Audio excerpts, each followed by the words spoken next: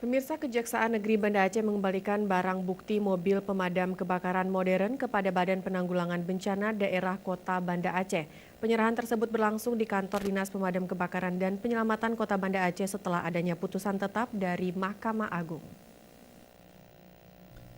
Kejaksaan Negeri Banda Aceh menyerahkan mobil pemadam kebakaran yang merupakan barang bukti tindak pidana korupsi ke Badan Penanggulangan Bencana Daerah Kota Banda Aceh. Sebelumnya, mobil pemadam kebakaran modern ini menjadi barang sitaan Kejari Banda Aceh saat kasus Mar'ab sedang dalam proses hukum. Pengembalian mobil damkar tercanggih milik pemerintah Aceh ini dilakukan oleh Kasipitsus Kejari kepada Kepala BPBD Banda Aceh yang selanjutnya diserahkan kepada Kepala Dinas Pemadam Kebakaran dan Penyelamatan Banda Aceh.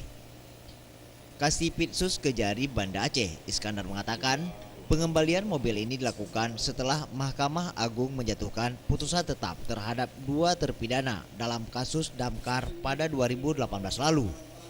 Menurutnya, kedua terpidana yang merupakan ibu dan anak dijatuhkan hukuman penjara masing-masing 5 dan 7 tahun kurungan.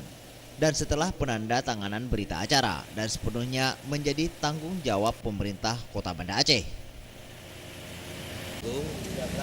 Terhadap perkara damkar bahwa barang bukti damkar dikembalikan ke pemerintah Aceh, CQ Pemko Banda Aceh, CQ Kepala BPBD Aceh Banda Aceh. Setelah tadi dilakukan penyerahan ke BPBD Banda Aceh, setelah itu dari BPBD diserahkan ke Dinas Pemadam Kebakaran. Selanjutnya semua perawatan dan penggunaannya diserahkan kepada Banda Aceh melalui Dinas Pemadam Banda Aceh. Iya. Kepala Dinas Pemadam Kebakaran Banda Aceh Nurdin mengatakan, mobil ini memiliki teknologi modern dan memiliki tangga hingga lantai 3.